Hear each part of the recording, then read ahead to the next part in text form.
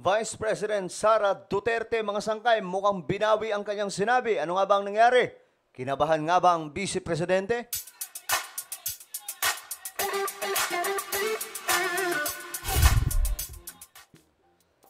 Ay nako, ito na naman tayo. Usapang gulo ng politika sa Pilipinas. Ngayon kasi mga sangkay, bigla pong binawi ni Vice President Sara Duterte yung kanyang sinabi. Pero siyempre, may ebidensya kasi na kanyang sinabi ito mga sangkay. Parang wala silang pinagkaiba ni Tatay Digong no? Si Tatay Digong, nung una, sabi po niya si BBM naggaganon. Tapos nung next interview, sasabihin na naman niya, hindi ko sinabi yun. Diba? Ngayon si Sara, mukhang kinabahan mga sangkay. Kasi syempre, piyesta po ngayon, hindi lamang mga influencers ang nagsasalita, kundi maging ang media. Alam nyo, this is the first time na nangyari na may nagbanta sa isang presidente ng hayagan, mga sangkay, in public. Anyway guys, bago tayo magsimula, pakisubscribe po muna yung ating YouTube channel.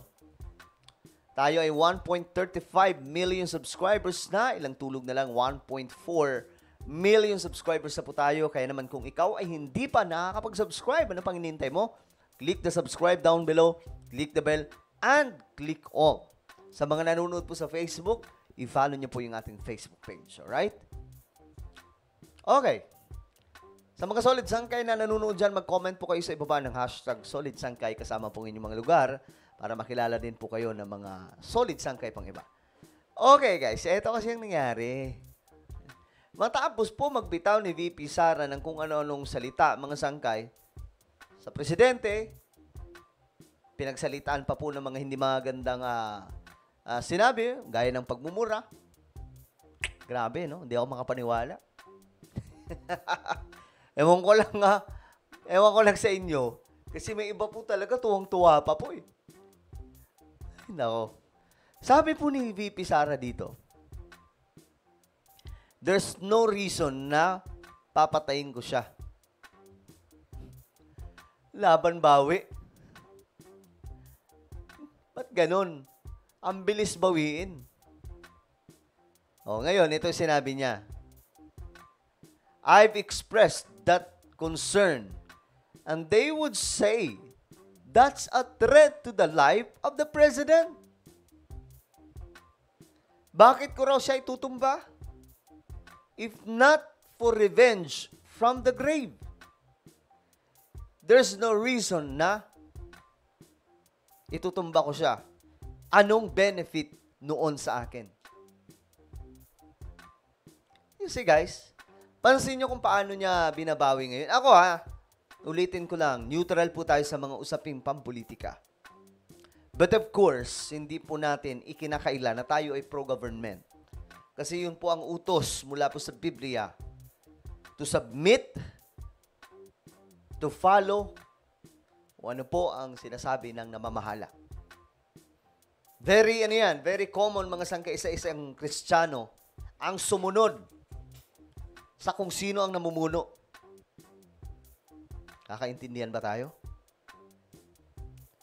Ngayon, kung isa kang Kristiyano, tapos ang ginagawa mo, kalabanin ng gobyerno, then you are not a real Christian.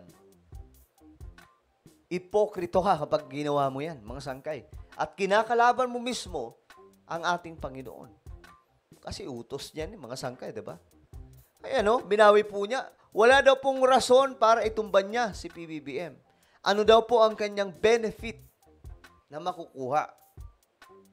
Pero kung babalikan po natin yung video, ayan. Eto po yun, mga sangkay. Ang magpapatunay na may gusto nga po siyang gawin kay PBBM. Kahit bawiin pa po niya yung kanyang sinabi. Huwag kang mag-alala, ma'am, sa security ko. Kasi may kinausap na ako na tao. Sinabi ko sa kanya, kapag pinatay ako, patayin mo si BBM, si Lisa Araneta, at si Martin Romualdez. No joke. Ayan No joke. Ngayon, mga sangkay, ngayon natin sabihin, na hindi nagsisinungaling si VP Sara. Ayan no, klarong-klaro. Wala daw pong rason para itumba niya si PBBM. Ano daw po ang benefit niya dito, mga sangkay? Ayan no. Itutumba daw po niya si Liza. Anong benefit nun sa akin? Wala. Buti sana kung tagapagmana ako ng nakaw na yaman. Hindi naman. Anong benefit nun pag nawala sila sa mundong ito? For them to say there's a threat, sa threat ko nga, wala silang pakialam. Regarding po sa sinasabi ni VP Sara, mga sangkay, na may banta daw po sa kanya, buhay, ako ay hindi po naniniwala dyan. Unang-una, ang dami po niyang mga bantay, security. Alam niyo mga sangkay, nasa 70 lang po ang tinanggal. O, hindi ako nagkakamali na mga security mula sa kanya. Iniisip lang po natin na sobrang dami, pero sa totoo lang, kaunti lamang po yan. Sa napakaraming security na binigay kay VP Sara, daig pa po si Lena Robredo noon. Kung mga sangkay, wala namang problema. Halimbawa, si Sara Duterte magiging presidente sa 2028. Then, sumunod tayo kasi siya po yung presidente. But as of now, sana magrespetuhan. Huwag mag-agawan ng pwesto. Masyado naman po kasing halata, mga sangkay, oh. O, ayan. Huling-huli po dito. Ang tanong dito, bakit biglang atras? Bakit biglang natakot si VP Sara? Ayan, oh. Aneta at si Martin Romales. No joke. No joke. Nagbilin na ako, ma'am. Nagbilin na ako, ma'am, sabi po niya. Pag namatay ako, sabi ko, huwag ka tumigil, hanggang hindi mo mapatay sila. Grabe, no? Nakakatakot. Isipin nyo, guys, kung si VP Sara ang presidente. Wala, lahat ng babatikos mga sangkay, itutumba. Ganun lang po yun. Kasi based po sa mga pahayag niya, ito ay opinion ko lang naman. Pag-a-analyze po natin sa mga nangyayari ngayon, mga sangkay. Kung ngayon nga lang na hindi po niya kaya, hindi po niya kinaya yung pambabatikos, isang taon na ba? Almost 2 years. Na may mga nakikialam sa kanyang leadership, lalo-lalo na po itong Congress. Kasi may mga hinahanap po silang pera. Hindi po niya kayang magtiis ng ganong klase mga batikos. How much more kung presidente na po siya? Mapapahamak po ang bansa natin kapag ganitong klase. Hindi wala po siyang self-control, mga sangkay, sa totoo lang. Ito, sabay bawi, mga sangkay ng kanyang sinabi. Ayan o, ang dami tuloy tumawa. Ang bihira.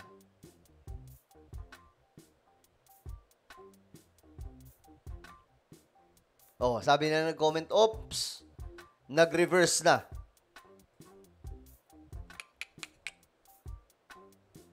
Sabi ng isa, hindi na niya alam ang pinagsasabi kung maganda ba o hindi sa isang VP ng isang bansa. Wala namang ginagawa sa kanya ang first family.